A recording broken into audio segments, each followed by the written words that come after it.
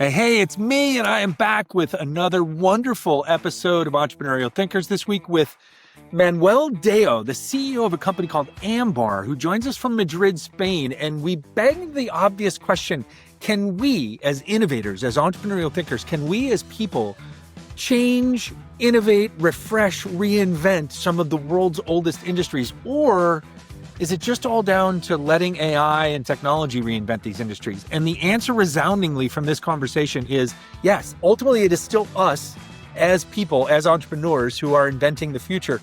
And tools and technologies like AI and otherwise can be useful in that pursuit. But ultimately, what is the difference maker is that we as people can help figure out how to solve the problems of people. And in this case, what we're talking about is reinventing, or inventing, as he calls it, the operating system network platform mentality approach to big law. So we've talked a lot lately with some practical advice and some practical tactical entrepreneurial thinkers in different industries that affect all of us in our working world. But today we're kind of going upstream a little bit, and we're talking about how to disrupt the legal industry, and specifically like the big corporate legal industry that supports the huge Fortune 100, Fortune 500 type companies on a global basis. Are there better ways to do that? And Manuel himself, who is a very experienced big corporate, big name lawyer for years before he decided to start Ambar, absolutely tells us that there are ways to do this better, to create better, happier, more sustainable, less burned out lawyers, which then eventually creates better outcomes for happier clients. So join us for this conversation. I'm sure you'll be fascinated by it, and I hope that you enjoy it as much as Manuel and I did making it for you.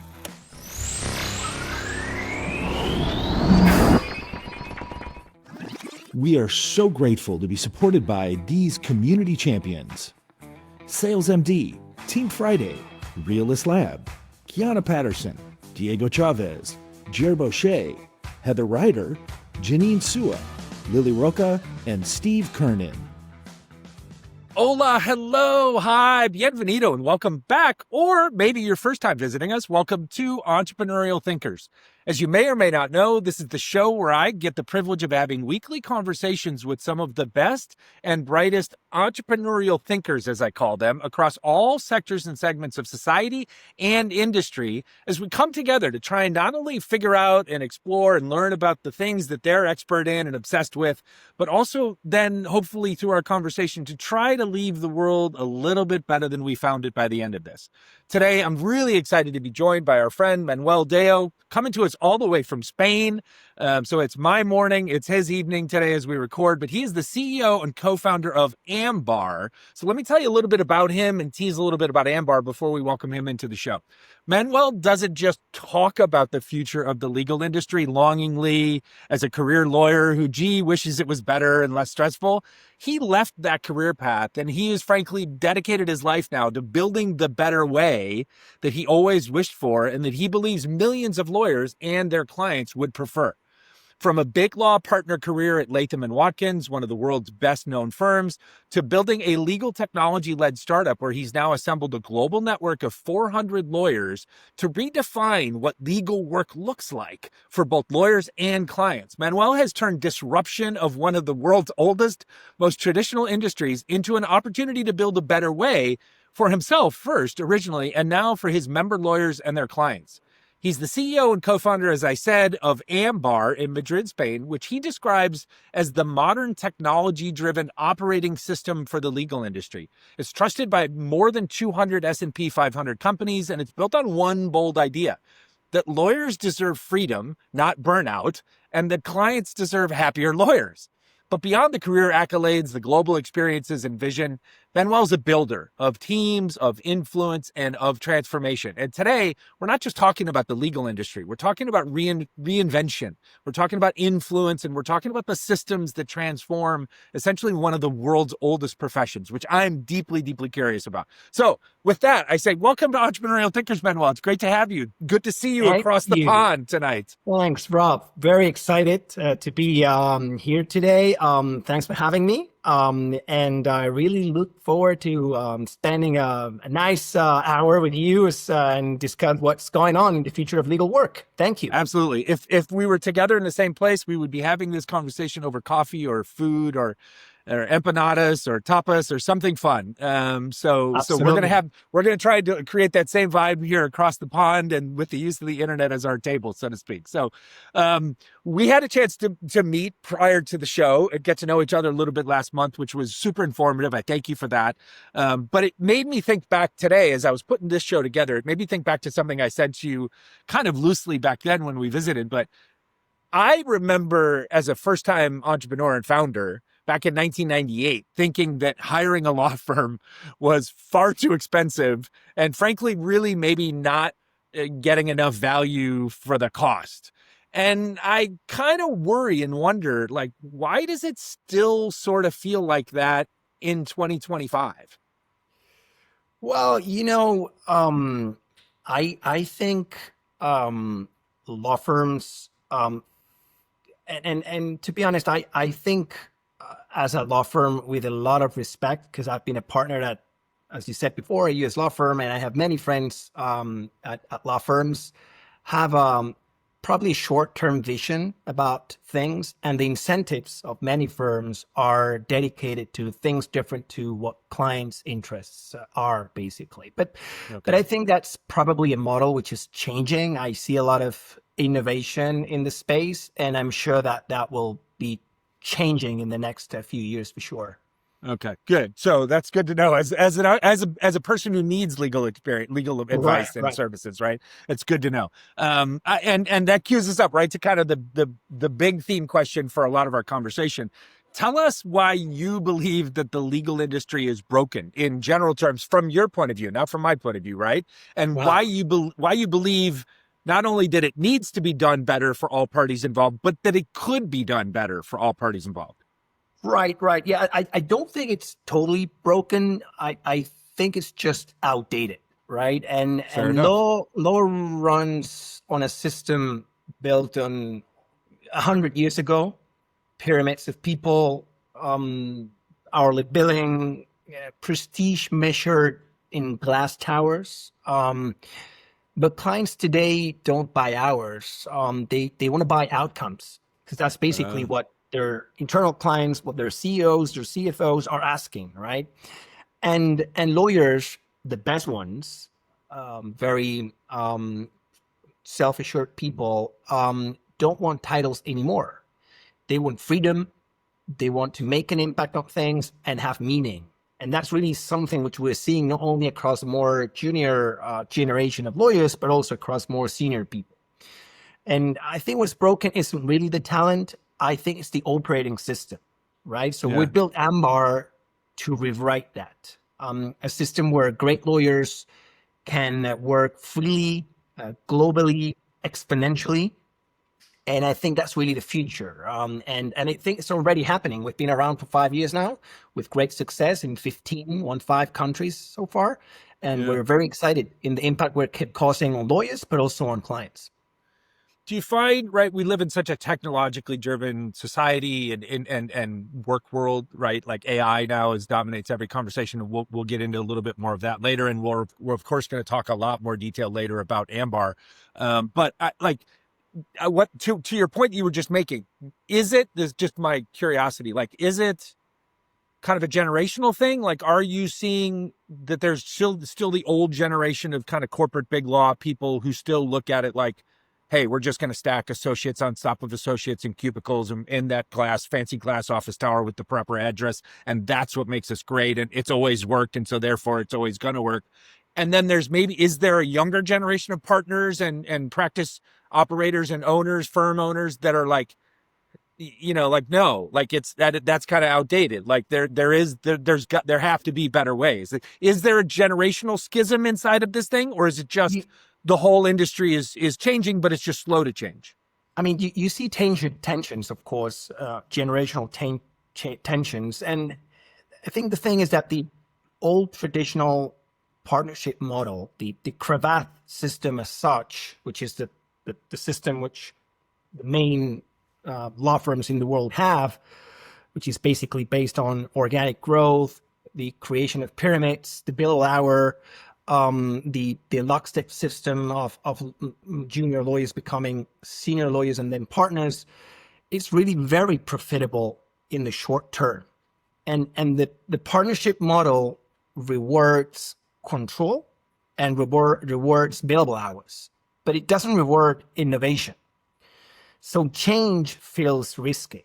And we're seeing with AI right now with remote work that is really breaking that logic. And of course, the new generation of lawyers and people who are really leaving law schools right now will be leaving law schools in the next few years are asking for a different way of working and different ways of having a different connection and relationship with the work. You don't need 200 associates in a skyscraper to deliver world-class advice anymore. You That's need awesome. 5 exceptional lawyers connected through a powerful platform with technology, working with AI. And that's what Ambar is, really, a new kind of legal infrastructure, small, fast, global, and more human. Because, it's really contradictory, but we're having the most disruptive AI and technological innovation, which we've had so far, but we need to become more human to really cope with this innovation, right? Yeah, no, I love that. I'm an advocate of that. Like, I'm not, again, I almost have to say this like every episode now at some point in a conversation about every topic in every industry, but like, I'm not a technology Luddite, right? Like, I'm not against AI as a tool, and nor do I think anybody I've interviewed with on this show over the last couple of years.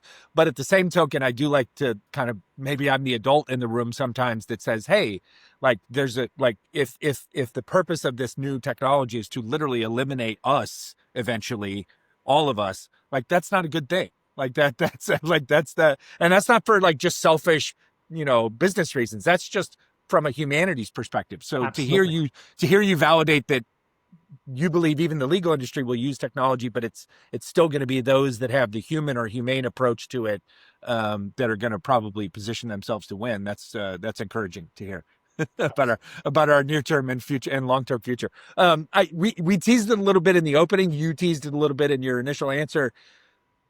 How do the clients feel about this? Like are clients giving evidence already to you that they are comfortable with this new sort of distributed model, and that they don't just value the kind of big logo on the skyscraper anymore?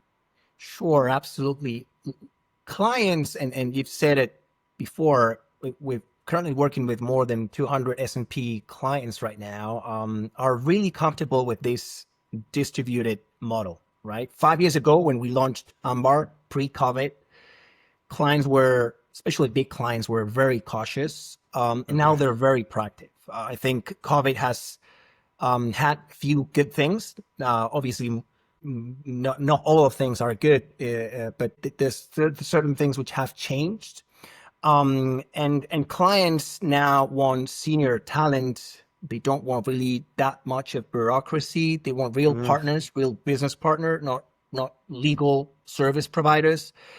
And what they see, they can work with our next American Law 100 or our ex Magic Circle firm lawyers on demand, flexible, and very fast.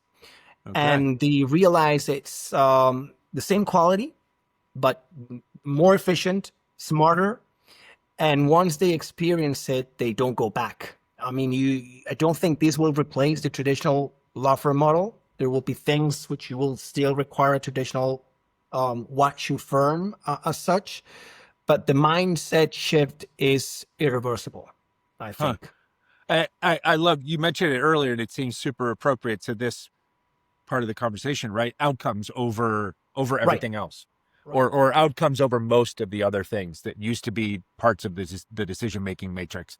And that definitely is a byproduct of our post-pandemic kind of culture shock / work culture shock, right? Like I remember hearing from so many people, so many entrepreneurs, so many investors, right, that post-pandemic was their first time learning, or during the pandemic was their first time learning that they could value the results and not worry about the minutia of what they used to think was managing the people. And the truth is, if you hire talented people, no matter where they are, and then you provide a professional support around them and then encourage them to be what they are, like they can be super efficient, right? And they can deliver amazing results and outcomes without a lot of the things that were inhibiting them as individual humans, like having to drive to work 2 hours in the morning and 2 hours at night, and having to be on a schedule of other people, and having to work in an environment that maybe isn't best suited to you creatively or task focus wise, right?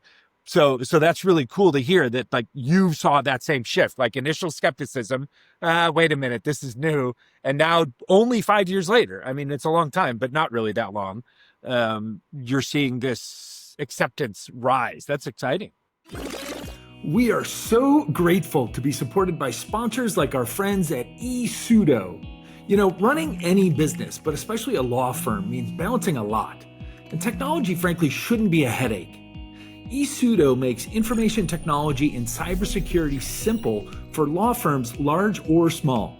With over 20 years of experience, they specialize in everything from Microsoft 365 management to advanced cybersecurity solutions. They help you to stay ahead of threats, manage your data securely, and keep your tech running smoothly so that you can focus on what matters most, your clients.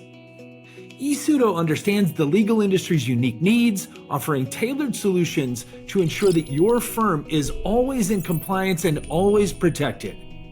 Are you ready to upgrade your firm's technology or get help with your questions? Visit esudo.com.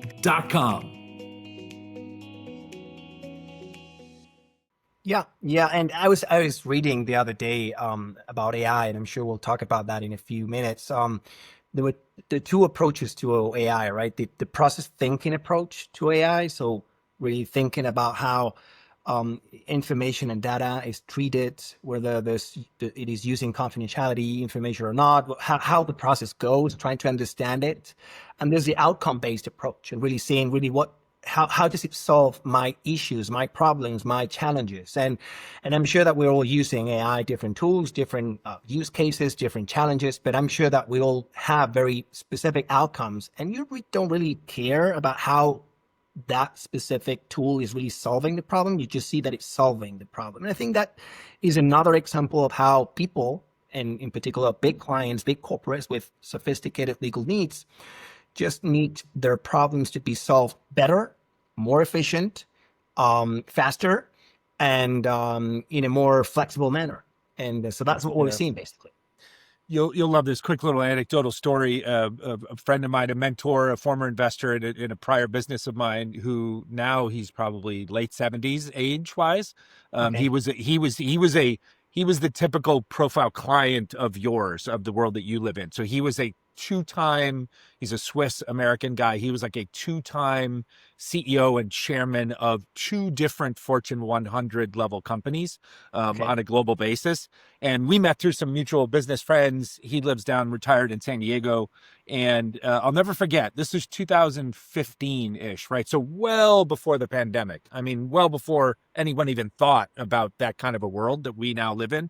And he said to me, advising me about the business that he was investing in and we were about to build, he's like, hey, if I give you no more important advice, I want you to take this to heart. He says, I want you to stop as you go forward in everything you do related to this company and everything forward. I want you to stop thinking about, when you think about hiring talented people or building teams, I want you to stop thinking about jobs, and I want you to start thinking about tasks and outcomes. He's like, it is tasks over jobs every single time now going forward. And I was like, I don't even know what that means. Like, what are you talking about? Oh, wise man, right? And he's stoking on his cigar and we're eating fancy food at his country club. And I'm like, what? Right? And I was like, you got to explain this. You can't just drop with. And he explained it. And his point was, he took a very simple example that I'll liken to what you just said, right? He said, take all the next 100 things you know you need to do to build out this company.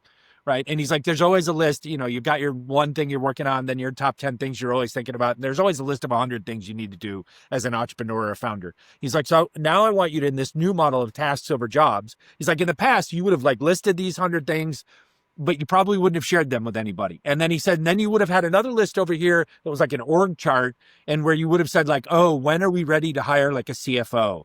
Or when do we need to hire a vice president of marketing? Or, how big are we going to have to be before I need a vice president of people or human resources? And he says, in your whole framework, because of how our age and because of how we were raised industrially, he's like, Your whole framework is thinking of like an office and thinking of an org chart and thinking of the titles that are related to jobs, not people, but you're not thinking about skills or tasks. You're thinking about the titles related to job titles and then where you would put that person in the corner and how much you would pay them. He's like, now what I want you to do, take that list, 100 items, and now over here, I want you to do a brain dump list of like the 50 or 100 people that you know, that you trust, that are the most talented people you know. And then he's like, then what I want you to do is I want you to take the list of those people and the list of these tasks, and I want you to just start to cross match them. And he says, and what will happen is you're going to hit the end of that list of 100 tasks, and you're going to be like, oh, this person and this person and this person can help me with that task. And then you're going to call them and you're going to ask them, you're going to tell them you need help with that task, and you're going to ask them how they can help you. They're going to tell you how they can help, and maybe it winds up being working with you for a while. Maybe it winds up becoming an employee. Maybe it's being a partner. Maybe it's being a service provider. Maybe they're just good at that task and they want to help you as a friend, right? And my view of work was so pre-prepared for the pandemic when it happened that I was like, I called him like during the pandemic and I was like, holy shit. If you hadn't told me that then, and essentially had 5 years of my brain to be able to like play around with this concept and realize how invaluable it was. And what he was pitching, and he has subsequently reminded me of later, he's like, yeah, I mean, I wasn't predicting the pandemic, but I knew inevitably we were heading away from a world that just valued job titles, job descriptions, cubicle roles, places on an org chart, and then relate. And that's how we priced our products or services to our clients. And I was like, man, you were prescient. He's like, yeah, I just don't see that model is sustainable. So it's one of the reasons I was so fascinated to meet you. And sorry, I've just hijacked the middle of my own podcast, right? But like, I just think that story is so indicative of essentially the undertone of exactly what's been driving you for all these years, when maybe the world wasn't ready for it. And lots of people were telling you were crazy, Manuel. And why don't you just stick with Latham and Watkins or stay in a corporate law firm? And come on, man, don't try and change this. Like, I think you, in a lot of ways, like him, were seeing something or are seeing something that is almost like inevitable to you. Absolutely. And this resonates with me a lot. I mean, you know, Ambar is a collaborative community of 420 lawyers right now across 15 countries, as I said before. But, you know, it's a very elite lawyer community, right? And the curation of that talent and having the right talent with the right expertise certified by Ambar is critical for us, right? So what you're saying is, you know, very, very important for us, which is, you know, you can have someone who's been 10 years in a specific law firm or legal in-house team, and that's fine, the job title, the corporate, but that's not enough anymore. You need to certify and have digital credentials about the expertise, the specific projects, the endorsement and feedback got by clients. We're working about, in connection with feedback a lot. You know, we're investing a great deal of time and effort and technology to get real-time feedback about what clients think about projects and what skills that specific project evidence about that specific lawyer, right? So you can be a good negotiator, a great, someone who manages stress or teams in a very, perfect way. And that's something which we will be developing in the next few months. We're actually developing that digital credential concept with non-legal and legal skills as part of the creation. Like, I imagine a world in which it's like, oh, this guy has this woman has SEC compliance experience. This woman has Euro regulatory compliance experience. This person has that experience. This person has that like this person is a skilled negotiator at a certain level. Like this person has accrued expertise in this particular type of smart contracts or in contract law or in AI or digital contracts or, stable coins. But like, there's so many. I mean, literally, it's like the list of skill requirements and tasks are unlimited.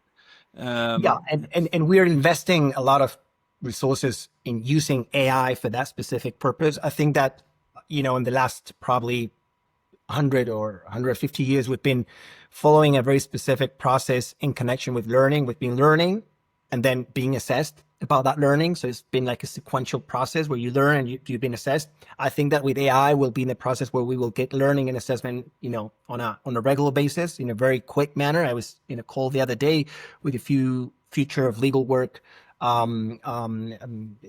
innovators, and they were talking about this and how AI will help us build knowledge on a regular basis, with a lot of testing, and currently trying to test our knowledge on a regular basis, with a lot of proofs from what we're doing, basically. And then that will be very helpful, and we will be using that to really certify who's an expert on a specific contract, but not only a contract, but what specific provision in that industry, in that specific country, or that specific practice area. So we're really excited with that concept. Yeah, fascinating. We've talked a lot about kind of my bias. I'm always acting like as the proxy for the client interest in this point of view. So we've talked through that lens a lot so far. Now I want to ask a different question: is what's the feedback from like the ideal profile member lawyers that you have in the community already? Like, how are they reporting back to you that they're adjusting to, building their lives, their livelihoods, their practices in this way after they leave the big corporate kind of big law career track? Like, are they finding it that it helps them grow? You mentioned something in the opening. I said it in your intro, right? This idea of good lawyers, no burnout, right? Clients deserve happier lawyers, therefore lawyers deserve to be happier. Like, so what are the initial early members telling you about how your model is helping them to be happier, less burned out, more effective lawyers? Sure. Our community is the top 3-4% of independent lawyers across different countries. Typically lawyers with at least 5 years of practice, what we call as PQE, but typically between 10 and 20 of what we believe are top 10 law firms in each and every jurisdiction we're present, or top 50 legal in-house departments in that specific country. So it's a very curated community, right? People who have the skills, the reputation, and the mindset, right? Typically senior lawyers, so we're talking about at least 5 years of practice, but also some more junior lawyers. And when you talk to them, and we're building really a very collaborative peer-to-peer community with social network behind it, with in-person meetings, with industry groups, exchanging knowledge, with webinars, exchanging training opportunities. All of them say, and I got my life back, right? And we have a pretty that's awesome. Powerful. That's a powerful customer endorsement right there. Right. We had a pretty, we have this night every Christmas with all our lawyers, and we have specific testimonials about how they started and what they changed to really practice differently at Ambar.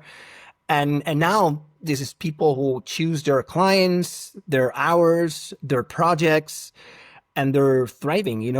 Many have doubled their income. They really value right now freedom, and they're not alone. We've created that community of peers, and that's really the beauty of Ambar. Independence with belonging. I think that's really a very short way of defining, and we're really building a movement of world-class professionals who want to work differently in the legal industry.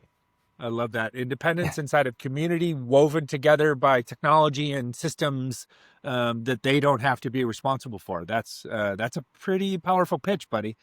We are so grateful to be supported by sponsors like our friends at Plaintext Capital. Investing in Web3 and cryptocurrencies isn't about jumping on the latest trends. It's about understanding where the market is headed and why. Plaintext Capital is a digital asset investment firm focused on long-term strategies backed by deep research, backing the best Web3 companies and protocols, and investing in the newest asset classes of the future.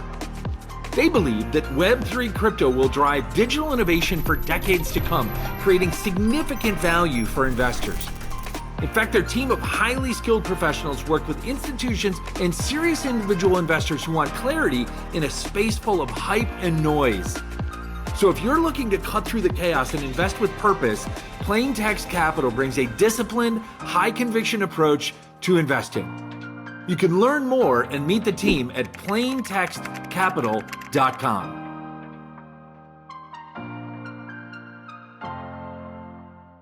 So, saying that, here's your commercial. Talk to us about, I've got a couple of specific follow-ups related to tell us what the business model is. So this is kind of tell us what Ambar is and how it works. Tell us literally, I'm this simple, stupid guy. How do you make money, right? How do you add lawyers? How did those lawyers add clients, right? Let's talk about that first. And then I'll ask you a couple questions kind of about where we see it going. Sure. So Ambar is a market network. What that means is a system where clients get access to the best lawyers for projects or ongoing fractional work very flexibly, very efficiently, very quickly. And lawyers get access to AI tools, workflow automation, and a community that helps them grow, right? We are part SaaS, but also a community of highly curated lawyers. And we, it's really a flywheel concept. The more people use the system, the more value it becomes. Because we have a very simple and powerful purpose, which is basically to empower the world's top legal minds to work freely, globally, and exponentially.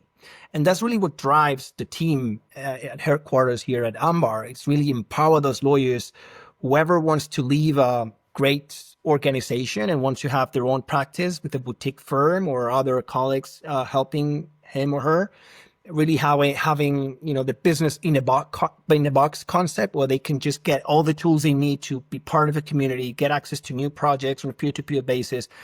Technology, where we've built out an app store to give access to lawyers to different AI tools and legal tech tools for them to build their own practice. We have a team which is focused on compliance, KYC, billing, collections, and take care of all the red tape that lawyers need to take care of when they are delivering legal services, but they hate. So that's basically what we love doing, is basically helping lawyers do what they love and avoiding, all that red tape or admin they hate.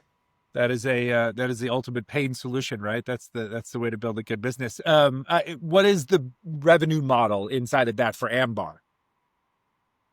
So we have a small take rate from projects we originate. We are exploring other ways of monetizing the business model. But basically, what we've been concentrating right now is building a community which is very engaged and with a sense of belonging really strong, and delivering, benefits to a community in order to show and evidence that it's possible to deliver high-end legal services with the best lawyers in a different way. Yeah. We mentioned in the opening and the intro, 400 some odd lawyers, I think, right? Servicing 200 some odd S&P 500 level types of big corporates.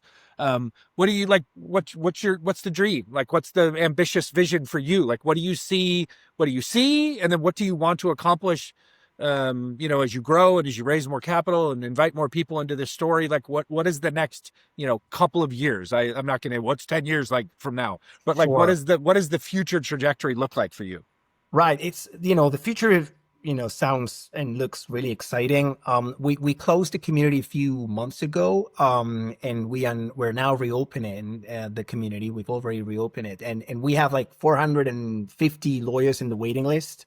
Across, I think it's 20 countries. So it's really, really exciting to see the engagement and interest for lawyers who really see this as a win-win. So I think it's exploding, really. Our vision is having the best 100 top independent lawyers in the 38 countries of the OECD. So basically having those lawyers, giving access to clients to those lawyers, and having that highly curated community with a very, operating system concept, basically, where they can just get access to many tools and many workflow solutions. Just like tech talent left corporations some years ago for other, specific platforms, I see elite legal talent leaving firms for more flexible and connected models. I think it's really what's going to happen. It's inevitable. I mean, we're seeing a lot of changes in the structure and the organization of many law firms and many legal in-house teams. And I think the future belongs to networks, not institutions. Networks which are powered by a really engaged community. I'm a really I'm a great fan of this concept about exponential organizations. The Salem Ismail and Peter Diamandis concept, which, one of the two founders of Singularity University. And I love that exponential organization concept with staff on demand, AI, leverage assets, community, which really is powering all the different networks around big concepts like this, which is a very powerful concept, and we're really ambitious about it. Yeah, absolutely. One thing we haven't touched on, but it seems kind of naive to not touch on it, right, would be like, it doesn't seem like there's competitors out there, right? But obviously that's probably not true, right? I know in like my own personal experiences for years now, like I could tell you little groups of like 2 or 3 or 4 lawyer friends that I've known that, I'm picturing one guy in my head, this friend of mine, Michael, that I've known for 25, 30 years, right? And eventually he got tired of his big corporate law job. He moved to Idaho, and he just decided to collaborate with a couple of his other corporate lawyer type friends that used to be general counsels who lived in other parts of the country. And, they all kind of just said, hey, we'll pitch in, we'll hang a shingle, so to speak, and we'll help each other with the admin. And, we won't really be a firm, but we'll kind of help. It's essentially kind of like mini, very informal, organic versions of what you've articulated in the big sense. But like in the market of technology companies and building technology marketplace companies, networks, et cetera, as you described, are there like straight up competitors out there that are trying to do the same thing, or are there not? Are you so far out kind of in front of the concept that you're out there alone still? Right. So we see two different types of competitors. One is the obvious one, which is traditional firms who are exploring different ways of reinventing their own business model. I think that's really hard to do that, with that traditional model that works and still in the short term is very profitable. But we see in that in certain firms trying to develop their own business model with even subsidiaries and certain concepts. And second, we are seeing non-legal and more, generalist platforms trying to build that specific knowledge on the legal space, although that's difficult. And we've been talking with many, big tech,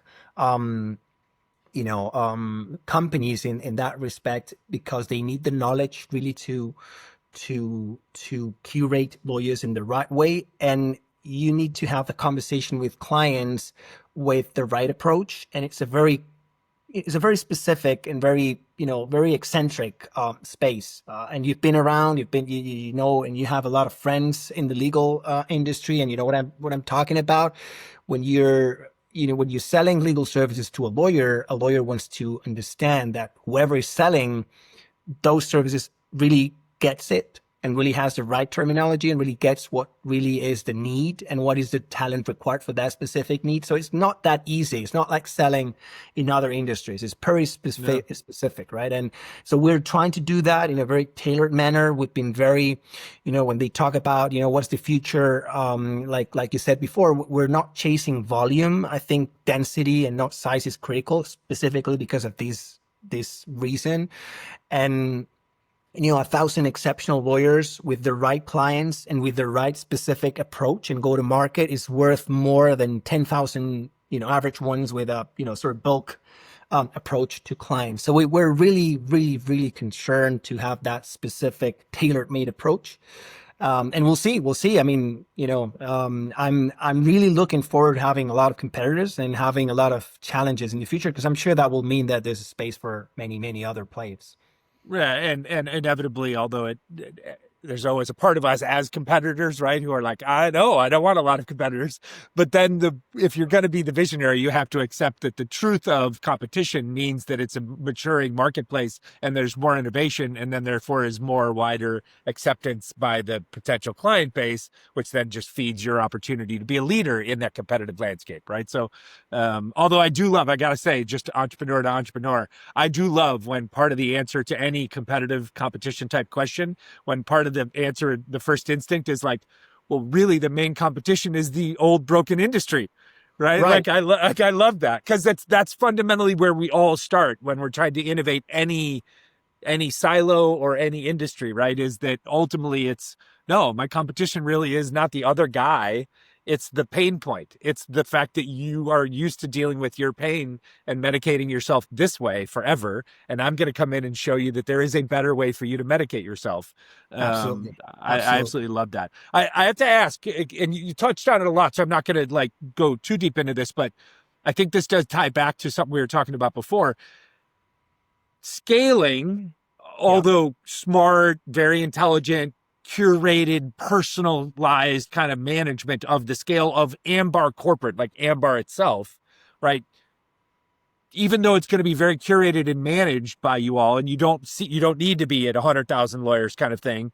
Sure. It feels to me like the places where this is the spot where technology, AI, other automation tools, other mechanisms to use software and or social networking tools, et cetera, as you say, it feels to me like this is the way that you scale. Like is like the way that you, so talk to me a little bit more about that. Like the way that you're going to scale this operational administrative platform is going to be by you guys, Ambar, the company, investing in the technology and the innovation, and even the smart people who are technologists or innovators around processes and systems, so that your lawyers don't have to do that. Is that accurate?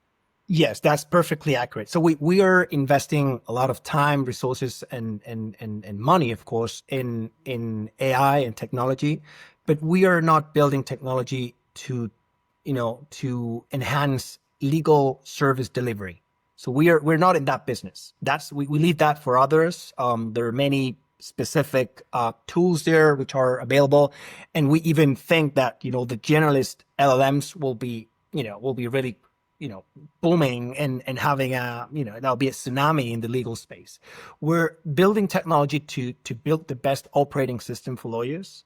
So that's really the part which requires, a lot of process, a lot of workflows to really deliver that legal services, but not specifically the legal service as such. I was talking before about, billings, collections, all the red tape required to deliver a legal service to a big corporate. You need to do, procurement, do KYC, compliance, so many different things which need to be completed. But even, all the tools required to process that. So, you have to take care of accounting. You need to take care about many different things. So we're thinking of ourselves more as a Shopify for lawyers. And what I see with Shopify is it's a business in a box for anyone who wants to build a e-commerce business. And you get like different add-ons and different models depending on what you need. Someone who really builds their web page, all the different, Stripe and payments technology. So we're building all that specific technology for lawyers to build their own business in a very, on-demand, flexible, quick, intuitive, with a great user experience, which I think will be the future, especially when AI starts breaking the business of law, which I think it's close to be broken, as I said before, not totally, but it will be for sure disrupted in the short term. And clients will be asking for niche type of expertise for specific projects. You probably don't need full-time employees. Probably we will not have full-time employees in many industries, and that I know that's a bold statement, but I think so. We will be requiring specific expertise for project-based missions, with very specific skills for that specific project. And many of us would be very interested in exploring a project for a few weeks, a few months, a few days, whatever, depending on the specifics of your situation. The kids would tell the kids that are younger than you and I, even though you're younger than me, the kids would tell us that's what my daughter always says as a 32-year-old millennial. She's like, yeah, Dad, like, no one under 40 is building the traditional career path anymore. We're all basically, no matter what industry or career job we're in, we're all building a portfolio career where we string together a number of different projects or tasks or outcomes in relationships to sometimes the same company or different companies. And then we weave together the streams of income that become like the replacement income to what you used to get from one job. And I didn't believe it when she used to tell me that in her mid-20s. But now I'm absolutely convinced that is where we're going. And what you're saying is that's just as equally applicable to lawyers and to clients who choose lawyers as it is to anything else. We are so grateful to be supported by sponsors like our friends at Haney & Company. We all know that in today's complex financial landscape, having a trusted advisor can make all the difference. Since 1960, Haney & Company has been providing comprehensive accounting services to a diverse range of clients, from small businesses to large corporations. With nearly 400 professionals across 13 locations, they offer services in tax, audit, business consulting, and client advisory. In fact, their commitment to excellence has earned them recognition from Accounting Today and Forbes magazines. At Haney & Company, though, it's not just about balancing books. It's about building lasting relationships based on trust and mutual growth. So visit HaneyCPAs.com. That's HaneyCPAs.com to learn how they can support your business's financial journey. Right. I think there's a generational change, which is, people are more impatient, more ambitious. They want constant challenges, intellectual challenges. They don't want repetitive work. But also there are things which will just make us change because of the technology. I think AI will make redundant many of the things we're doing currently. And I think we will not have to dedicate so much time to our work. I was hearing the other day Elon Musk saying that probably, work will be optional in 10 or 20 years. And I think that that's a perfect possibility. I'm sorry for extending myself, but when I started my career as a lawyer, I don't consider myself a lawyer anymore, by the way. But when I started my career as a lawyer, I started in a magic circle firm, a very well-known traditional firm. And 3 years after that, I joined my last firm, which was a U.S. firm. And I remember talking to my grandfather, and he said, why are you leaving this company only 3 years after joining it? I mean, I wouldn't do that myself, because you would start in a place and you stick to it as a man. No, every dad gave that speech to everybody who's your age or above. Right. So I would just stick to it, and you have to be there 20 years, 25 years, 30 years, whatever you need. I said, well, and that was weird to me to hear that. But I see that there's another change going on, the one you mentioned with your kids. That's exactly what will happen. Basically, people will not see the benefit of having a full-time job anymore. Yeah. No, that's interesting. I got two questions left before we get to our last segment, and they're both a little bit more personal. One is just pure insight I want from you, and then one is about you. So let's do the insight one first. I was doing an interview the other day with a great friend, like almost 25, 30 years, who is a CPA, an accountant, partner at a mid-size, pretty good-sized firm. Actually, their firm is probably about the size as one corporation of Ambar's entire network.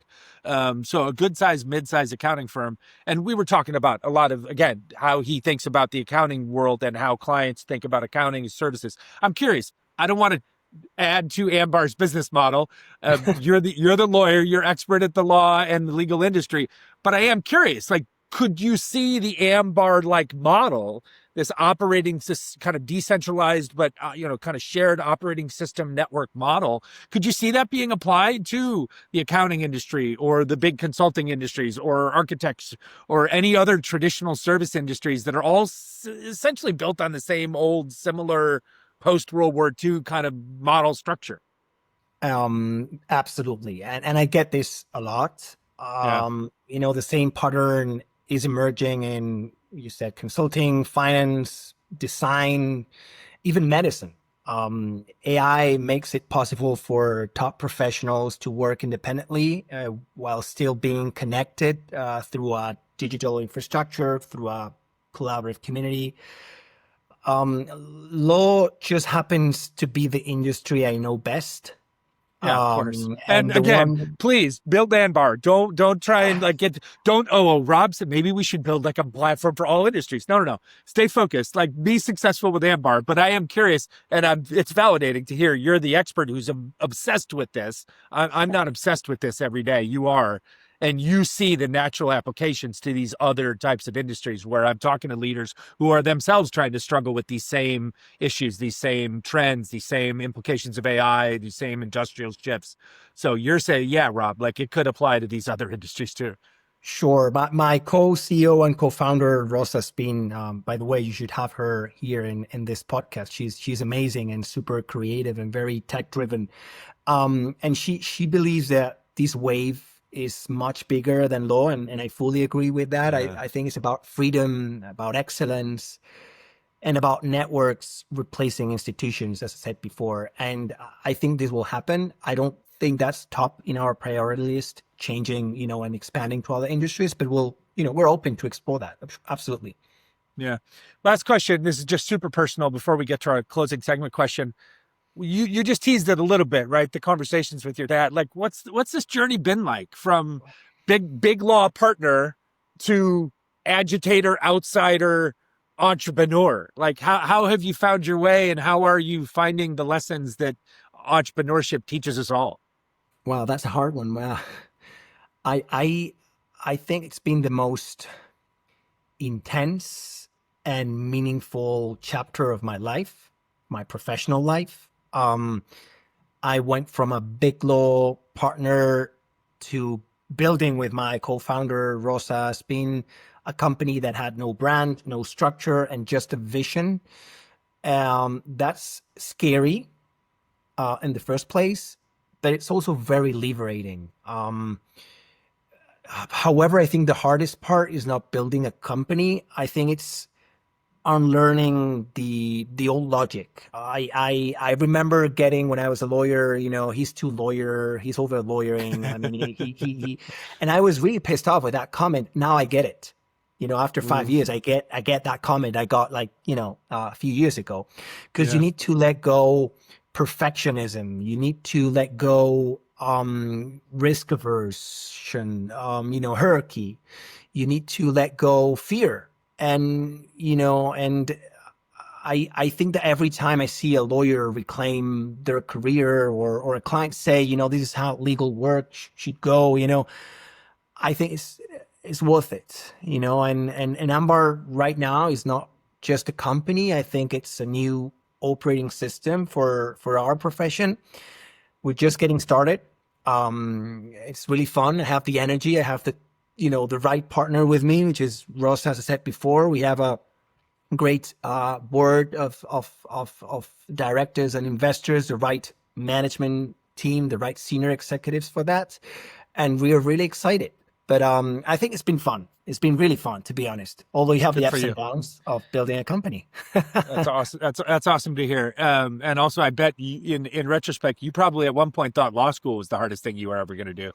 Right. Yeah. Absolutely. Turns out that wasn't even close to the hardest thing you're ever doing. No. And there's no real business school, no real startup school, which, really teaches what does building a company mean, basically. It's very difficult.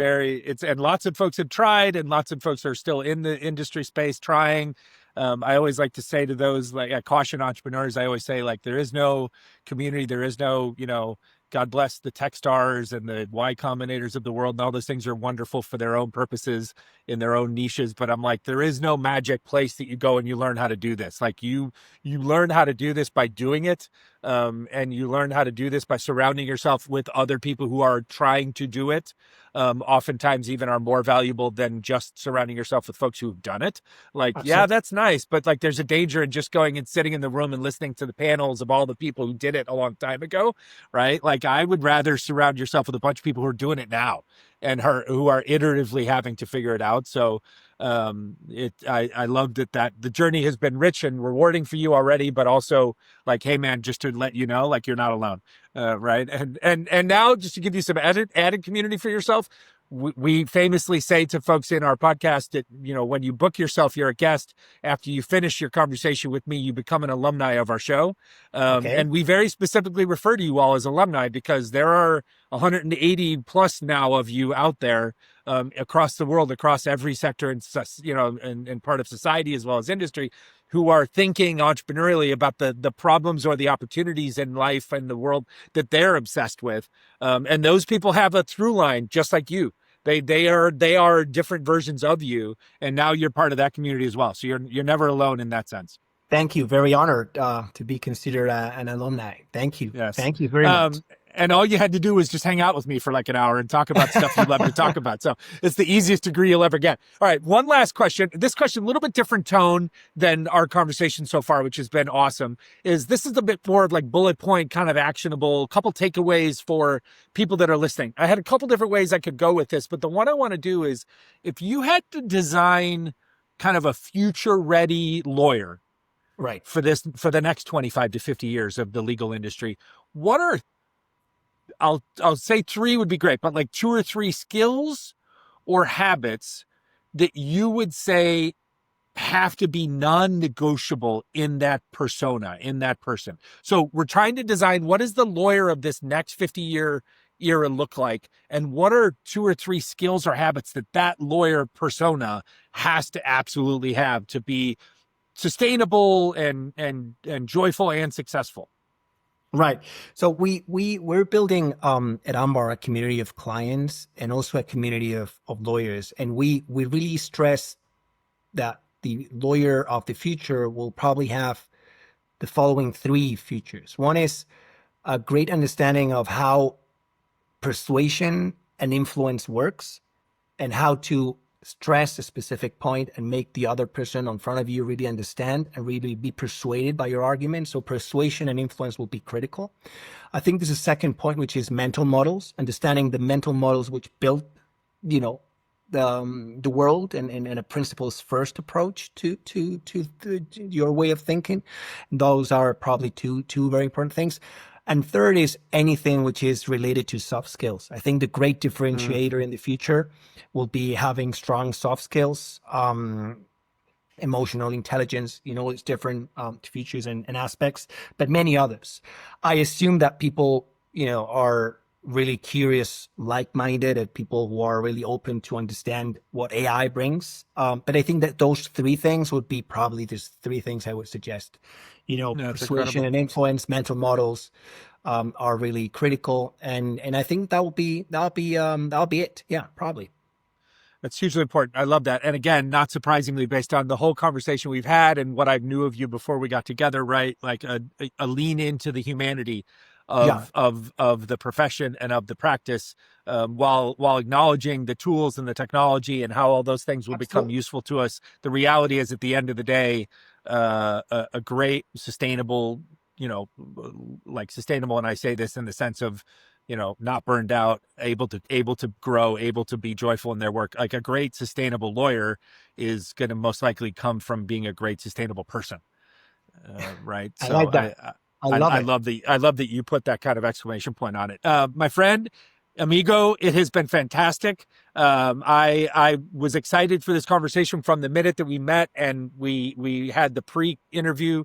I am deeply curious about this industry, about how it relates to the rest of business. It is essentially, if I say this respectfully to all my lawyer friends, like it is part of the plumbing of business. And so I'm always fascinated. Frankly, I'm always more fascinated with the plumbing and what's underneath the surface than just all the flashy hand wavy stuff we see above the surface. So your insights into it, what Ambar is building, like my mentor, friend, investor, Chris told me, 10 years ago now, I think Ambar is the future. So I'm super grateful for us to have been able to visit now, because 5 years from now, you'll be too famous to want to be coming on my podcast. So I'll at least be able to say, like, we got you on there before you blew up and became too much of a VIP for us. But it was really insightful. And I just, on a human level, I really enjoy the positive kind of pragmatic optimism that you bring to your work and to your passion. That's I think desperately needed in business as well as just in the world in general. But I think sometimes we all take ourselves so seriously that we make the work that we do be grinding and almost dark. And so it's fun to talk with someone who is both changing like a massive part of the business world, but doing it with a joyful heart and an optimism for what's possible. So thank you for that. Thank you for having me. It's been a privilege. Very much looking forward to having a second session because I think it's been super fun. Thank you. Very, very comfortable. By the way, I just want to make sure that everybody who wants to follow me knows that. You're a great podcast guest because you just beat me to my last job that I'm supposed to do, which is, so let's make sure, how can we find and follow you? How can we find the firm? Are there any places to sign up? Like, what do we need to do? Give us all the details. Right. So if you're a client looking for, understanding a little bit more about how this flexible talent, really this highly curated community of lawyers work, or you're a lawyer looking to, be part of a different way of delivering legal services, you can find more in our webpage, which is ambarpartners.com. You'll find very easily all the information. We actually have a newsletter. We send a newsletter every Tuesday, early morning Spanish time, which is called Dr. No. Dr. No is because this is one of the ways some people in business teams refer to lawyers because they're always saying no. And we bring influence, persuasion, and mental models thinking to lawyers. And I'm very active. Can we find the sorry to interrupt. Can we find the newsletter link to sign up for the newsletter subscribe inside the website? Inside the website, yeah. Okay. You'll find it ambarpartners.com, Dr. No, or you'll find it in the webpage. And I'm very active also in LinkedIn. I have the link to the newsletter there. I'm sending also to our clients a daily mail with a nice story about how things happen to Conrad Hilton or John Ford and other more visionary and recent entrepreneurs like Steve Jobs or Mark Zuckerberg. And then I just explain how that concept builds into what we're actually delivering as a community. So it's really helpful and beautiful for many clients. We send that on a daily basis. That's only for clients, but we sometimes make exceptions. Yeah, no, I love that, and that we'll take all these notes. We'll put them just for our listeners and viewers. We'll put this all in the show notes, so there will be links and people can click on it all. Thank you. After they enjoy the episode. This is fantastic. Again, my friend. It's your evening. It's my morning. We're both going to go on with our days. It's been terrific. Tell Rosa I'm coming for her. I've already got some ideas on what I want to talk about her that's slightly differently than what you and I just talked about. Absolutely. This is a platform that massively amplifies strong, talented, smart Latinas. So you tell her that I'm coming for her soon. And I will appreciate that introduction. And again, thank you so much for a great way to start my day. Thank you. Thanks for having me. Great fun. Well, I hope you enjoyed that episode as much as I did recording it. As always, we thank you so much for listening and watching. Today's show was recorded here in Los Angeles and produced by the incomparable Deanna Bernal in Mexico City. We can only grow this show by you listening and sharing the show with friends. So please find, follow, subscribe, and share our audio-only show on Spotify, Apple, or via any other popular podcasting platforms, as well as find the video version of our show now available on our YouTube channel over at Entrepreneurial Thinkers. And of course, you can follow along on our various social media platforms for fun and informative clips and content at Entrepreneurial Thinkers, wherever you can find us. And if you'd like to connect with me, you can find me at I Am Rob Ryan on just about any social media platform. Gracias, thank you, and have an awesome day.